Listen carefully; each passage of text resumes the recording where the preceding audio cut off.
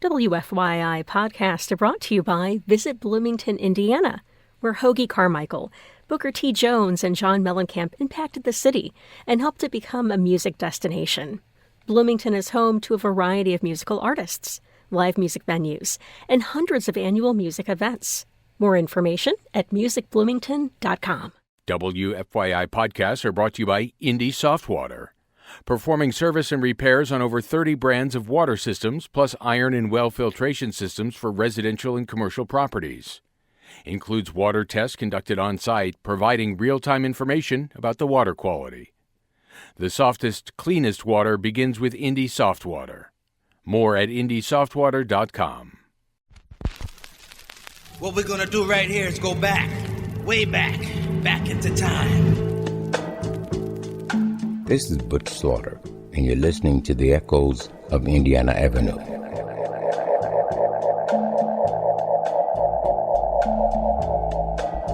Welcome to my neighborhood, the Avenue.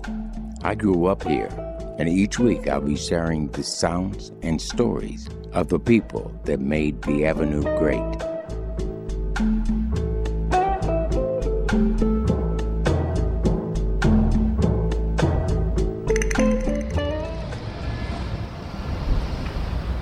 Welcome back to the Avenue. This is the final episode in our three-part series celebrating the May 25th birthday of Phil Ranelin, a legendary Naptown jazz trombonist. He was born in Indianapolis in 1939. During his time in Indianapolis, Phil performed with the city's greatest jazz musicians, including Freddie Hubbard and Wes Montgomery. In the late 1960s, Phil moved to Detroit, where he co-founded Tribe Records in the early 1970s. Phil spent much of the last 40 years living in Los Angeles, California, but he recently returned to his hometown of Indianapolis after suffering a stroke in 2021. Stay tuned for the next hour as we explore the music of Phil Ranelin. We'll also listen to a recent interview he recorded with WFYI's Kyle Long. We'll start this week's show with a track Phil wrote in honor of an Indianapolis club located on Senate Avenue. From his 1974 album, The Time Is Now, this is Phil Ranelin with 13th and Senate.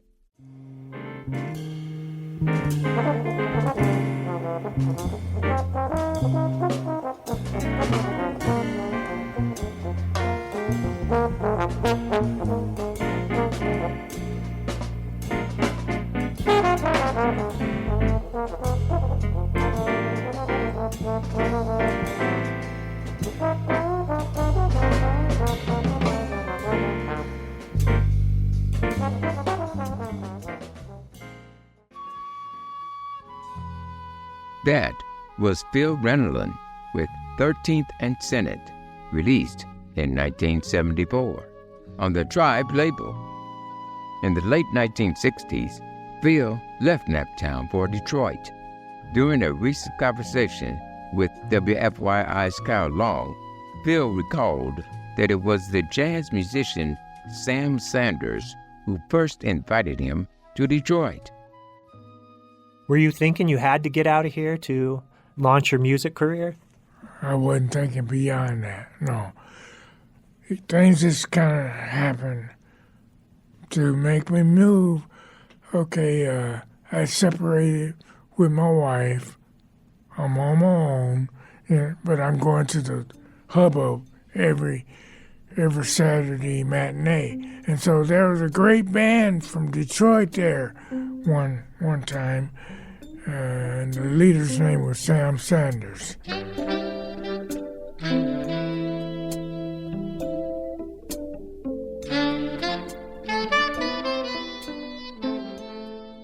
And so I went over there, and as usual, I sit in with the band.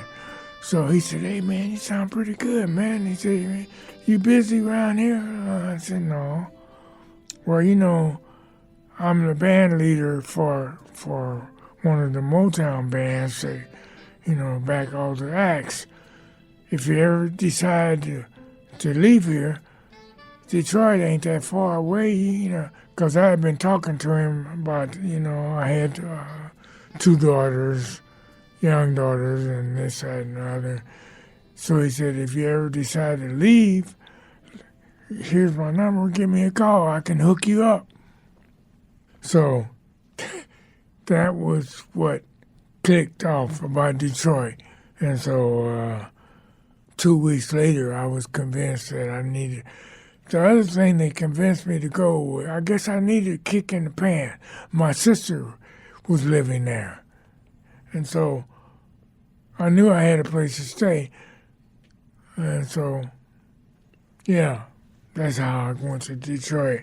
And so I called him up, and they were rehearsing for an act to go out on tour. And so a 10-day tour with the Temptations. Hey, man, it didn't get no better than that. So, and ironically enough, the very first stop on that tour was Indianapolis, Indiana. Yeah. Did your friends come out to see you play with the Temptations? Yeah, they couldn't believe it. Yeah, that was like a Philip's up there with the Temptations. overnight sensation, right? Yeah. I always read that you did session work at Motown. I did. Yeah, tell me about some of the work you did at Motown. Oh, man, I did. I played on a lot of records. I don't know most of them because it was like a factory. You know, like the horns would come in and overdub stuff. They might overdub 3 or 4 different acts in one session, right? So I was playing on music that didn't have titles on them, some of it. But I did. I played on one famous record, and that was Papa had a Rolling Stone.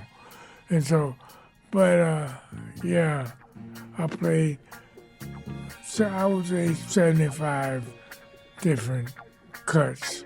Wow, 75 different tracks, Motown tracks? And I'm Wow. only paid for one.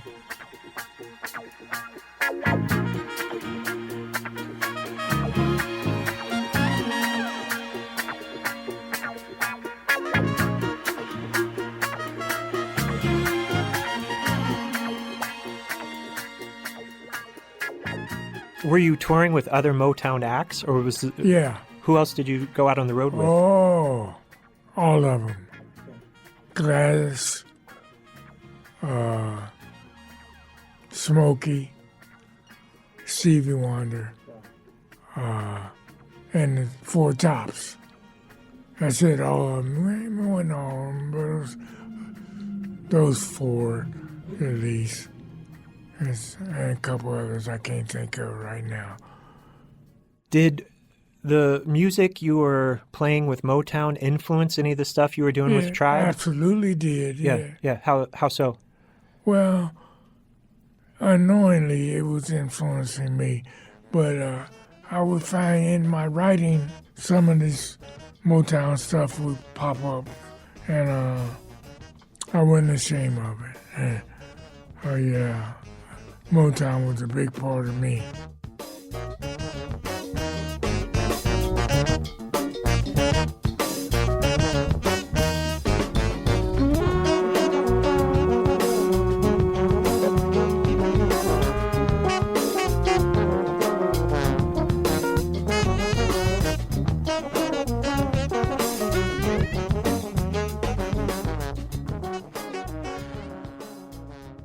I asked you a little bit last time about the political aspect of the work you were doing with Tribe, you know? And since we last spoke here, we've seen a resurgence in the political consciousness of people here in the United States. Mm-hmm. You know, after the murder of George Floyd, there was uprisings all over the country. Mm-hmm. Tell me about the political aspect of what you did with Tribe. Like, what was motivating that?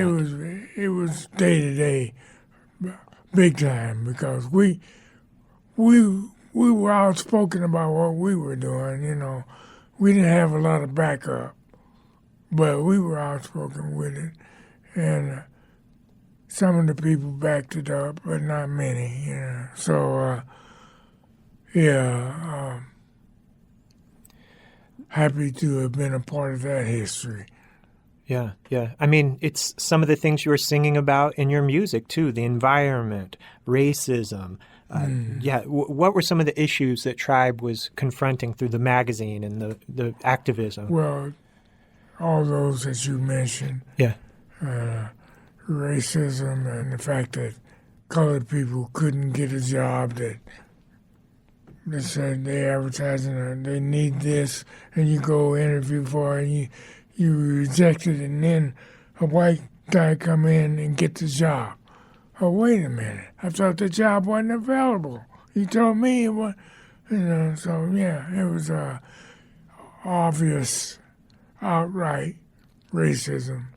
During that time, a lot of activist groups were being harassed by the government, whether it was local police departments or even the CIA trying to interfere with the different groups. Did you get a sense that what you were doing was causing controversy? Yeah, it was causing, Yeah. Yeah, they were watching us. Yeah. We just didn't have enough money behind us. They wasn't worried too much about it, but they were very aware of what we were doing and watching it. The earth is sad, what can we do to preserve our nature?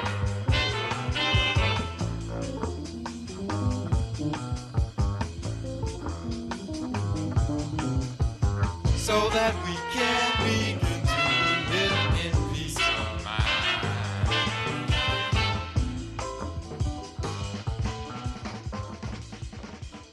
That work seems so important to me. I don't think there had ever been anything like Tribe in jazz music. I don't think so either. Yeah. How do you view it looking back?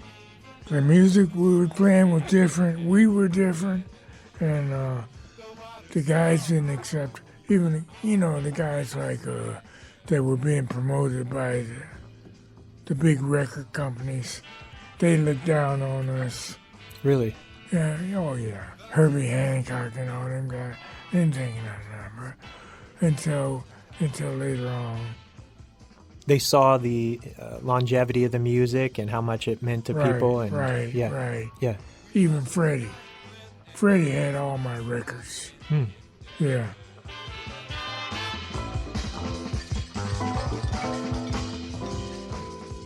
Let's take a break from our conversation with Phil and listen to a track from his 1972 album, Message from the Tribe. This is Phil Ranelin and Wendell Harrison with What We Need. We need knowledge and education. We need books with Black history. We need togetherness and love for our brother. We need freedom within ourselves. We need love and understanding. Don't touch that dial. Echoes of Indiana Avenue will return with more words and music from Phil Ranelin after this short break. WFYI podcasts are brought to you by Visit Bloomington, Indiana, where Hoagie Carmichael, Booker T. Jones, and John Mellencamp impacted the city and helped it become a music destination.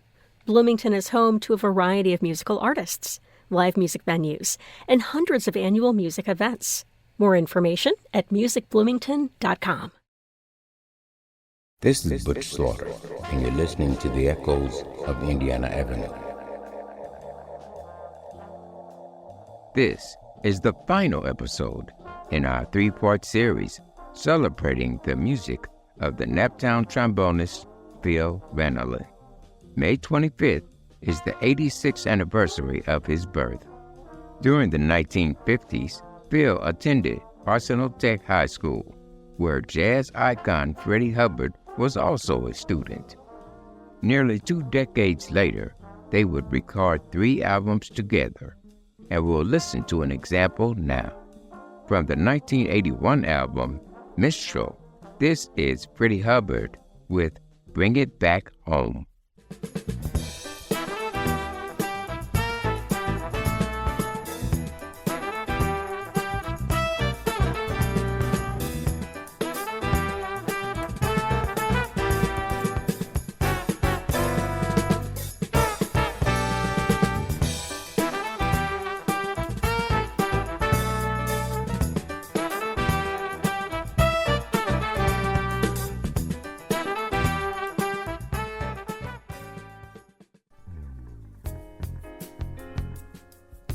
That was Freddie Hubbard with Bring It Back Home, featuring Phil Ranelin on trombone. Phil recently spoke with WFYI's Kyle Long. Let's return to their conversation as they discuss his work with Freddie Hubbard. Tell me about your lifelong relationship with Freddie Hubbard. You met him on the basketball court, right? Yep. Yeah. Well, no, that's not totally true. I met him at a basketball game Yeah. between my team, which was on the east side, but further east than his team. After the game, we met. He wasn't playing that night, but he introduced himself. Yeah, my name, I'm Fred Hubbard. He was Fred Hubbard at the time. And so we talked and talked and talked. Kind of developed a relationship. But he didn't know, he thought I was from his area, like 15th and Yandees and 16th and Martindale, and that area where School 26 were. But we were enemies. I mean, the guys on 16th and Martindale and the guys on 25th and Oxford, they were fighting each other. We were black kids fighting each other because of location. Now I forget the question. Just you're answering it, just describing your relationship with him. Which, yeah. So, but we developed a friendship despite that, and didn't find out until later we were from different areas.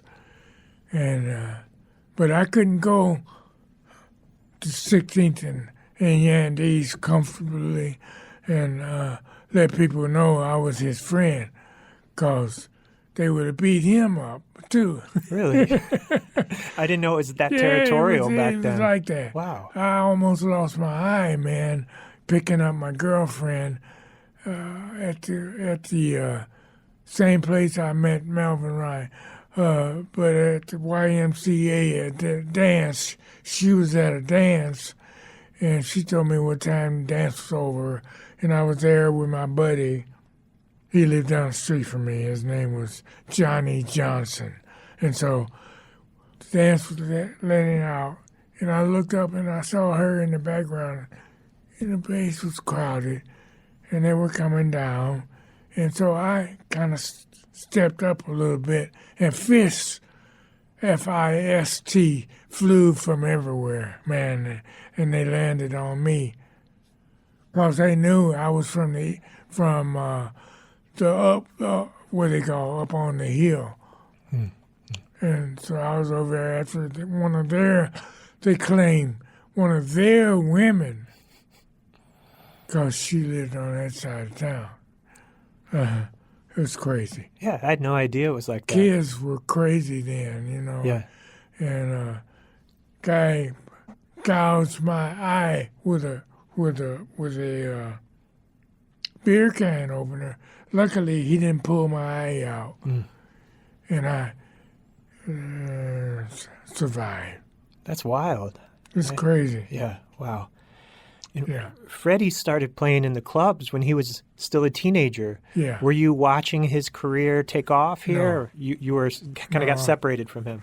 I wasn't allowed out then. Okay. My parents didn't let me go down there on the avenue. Too crazy down there. In a way, I guess I was lucky. Something might have happened right then. Yeah. Did you follow his career, though, when he went to New York and started putting yeah. up? Yeah, what did you make of that? That must have been unreal. Oh, I loved it. Yeah. I was so proud of him. And so, wow, he was developing inch by inch. Every year, he was a little better. And so, he got to be Freddie Hubbard. Whew. Yeah.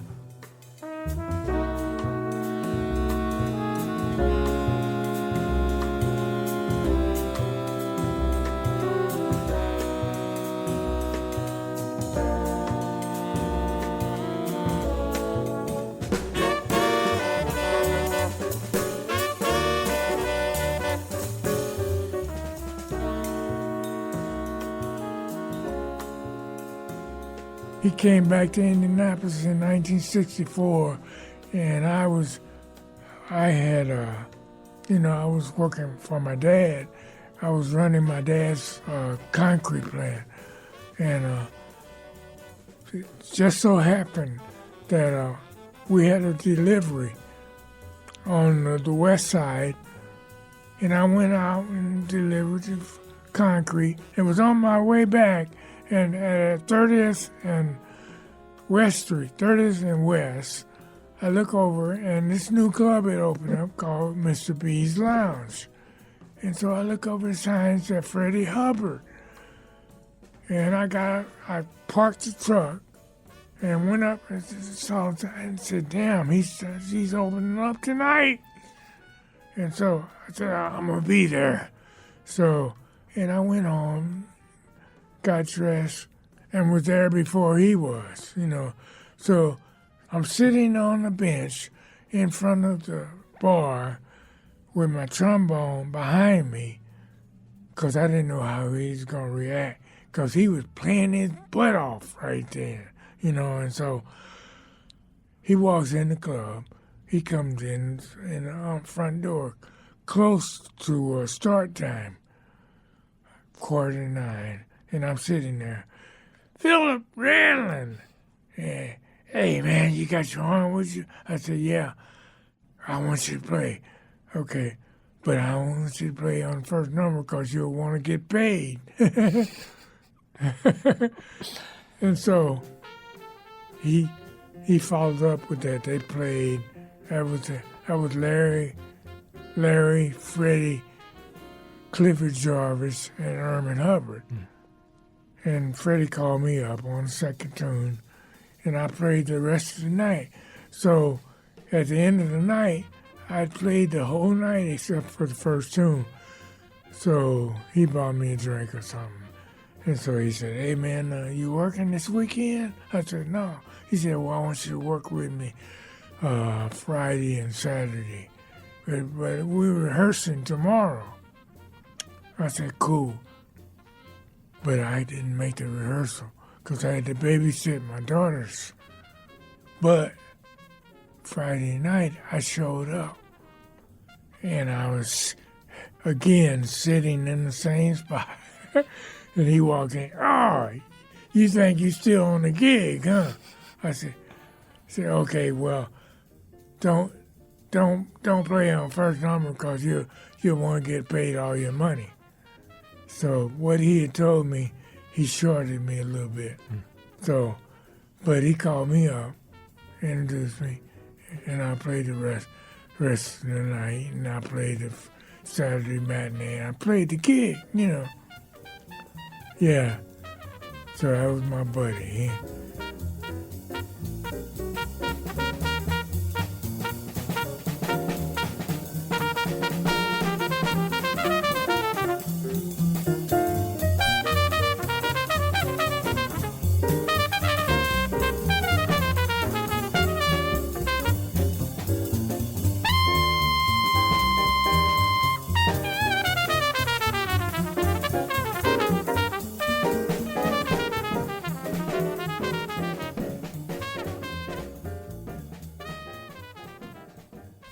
You eventually joined his band. What year Yeah. was that?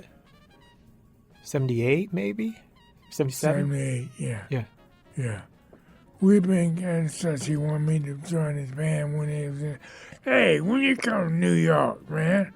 So I didn't never move to New York, but he moved to Los Angeles, and he's when you come out, man, I got some work for you, man. When you coming to California?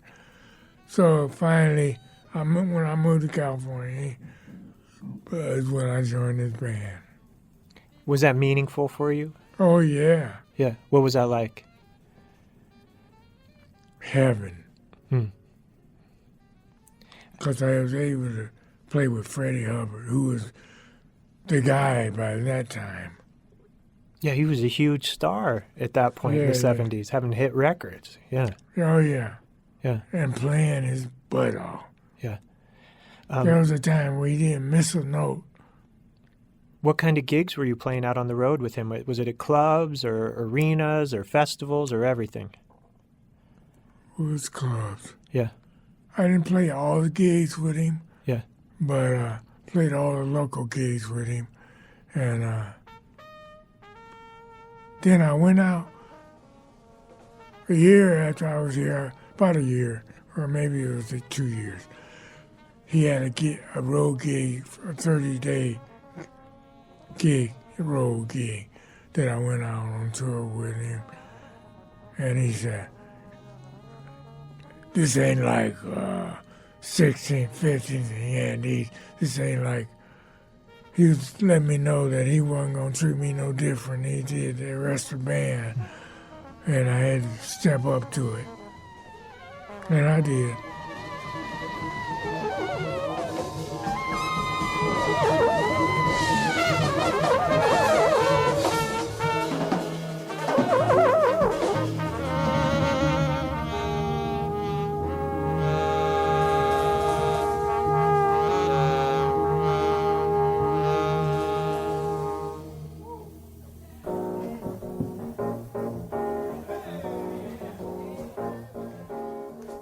How did you kind of drift apart from him? Eventually, Well, you when stopped playing with his formed band. My quartet, see, I wasn't playing that much with the quartet, but it gave me playing with Freddie was intense, man. I mean, everything he played with, not everything, but mostly was real up.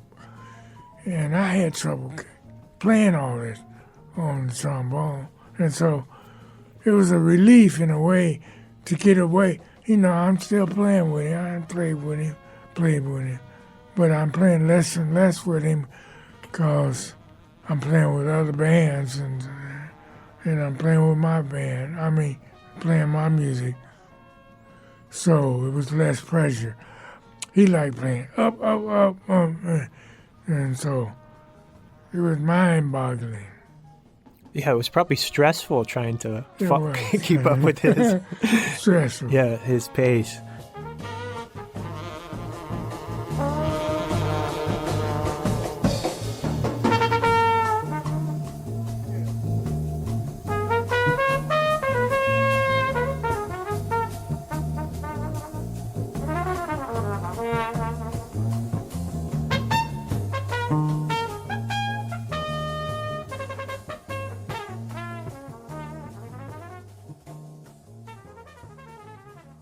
You know, we've been talking about Wes Montgomery, Freddie Hubbard, J.J. Johnson.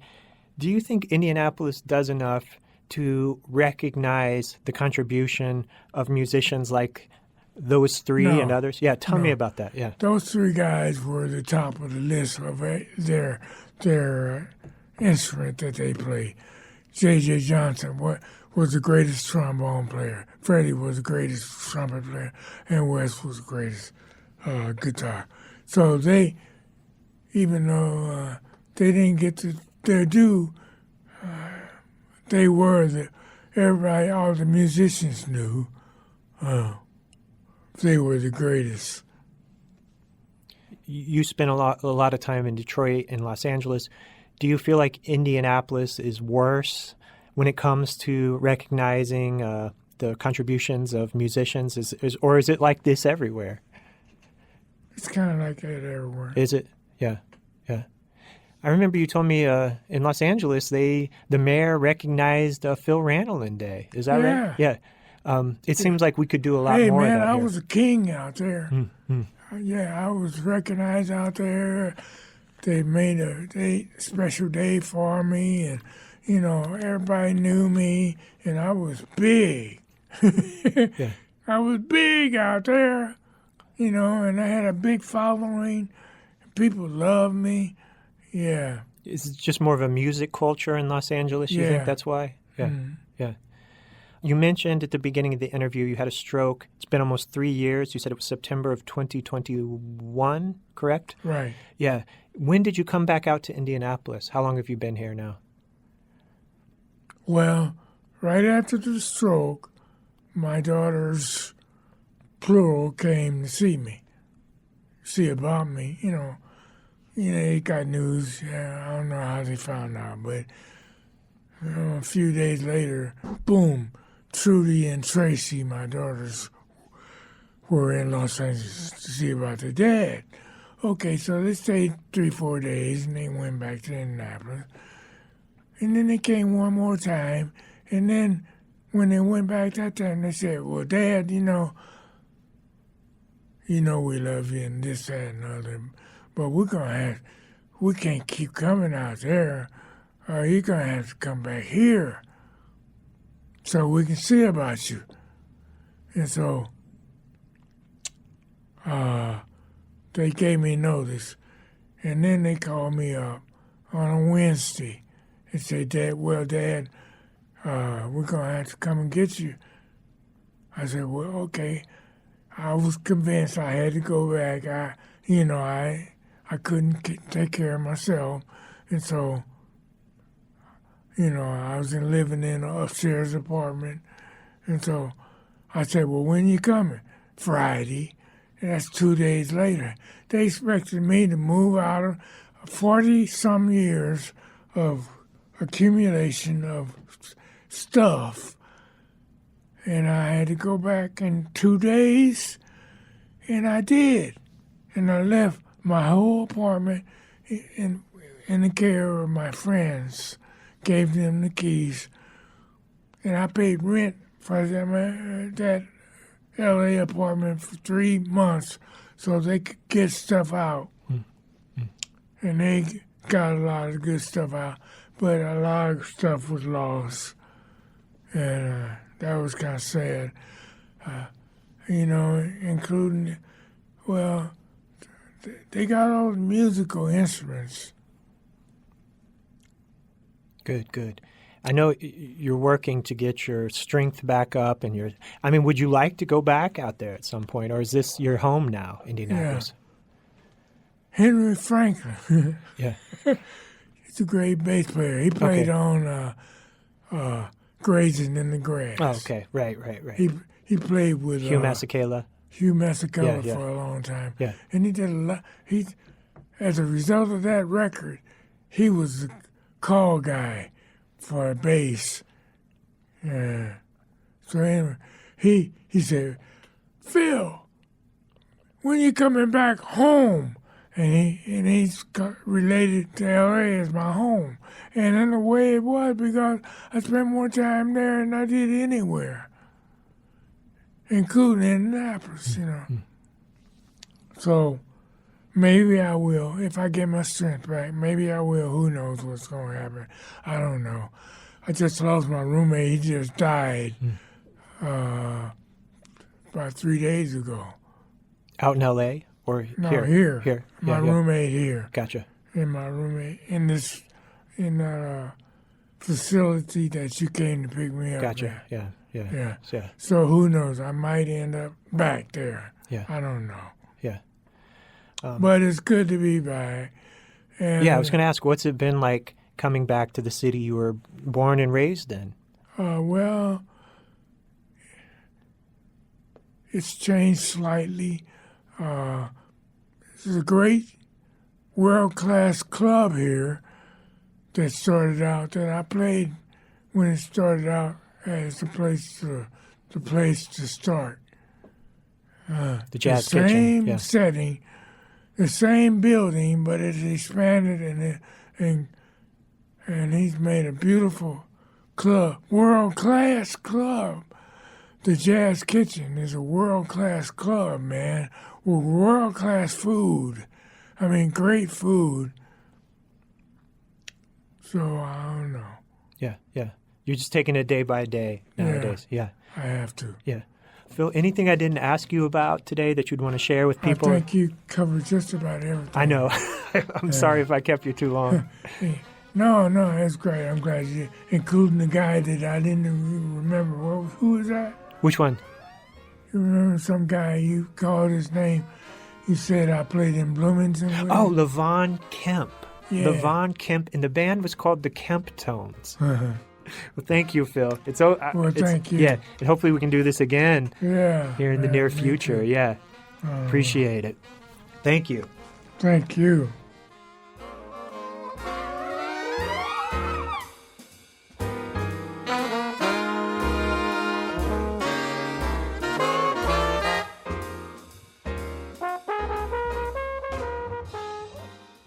That's all the time we have this week. Thanks for listening to our 3-part series celebrating the music of Phil Ranelin. And we want to wish Phil a happy 86th anniversary of his birthday. You can meet me here on the Avenue again next week, same time, same place.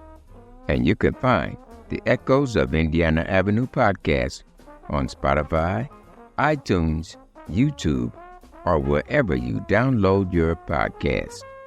Echoes of Indiana Avenue is written and produced by Kyle Long and hosted and co-produced by me, Herman Butch Slaughter.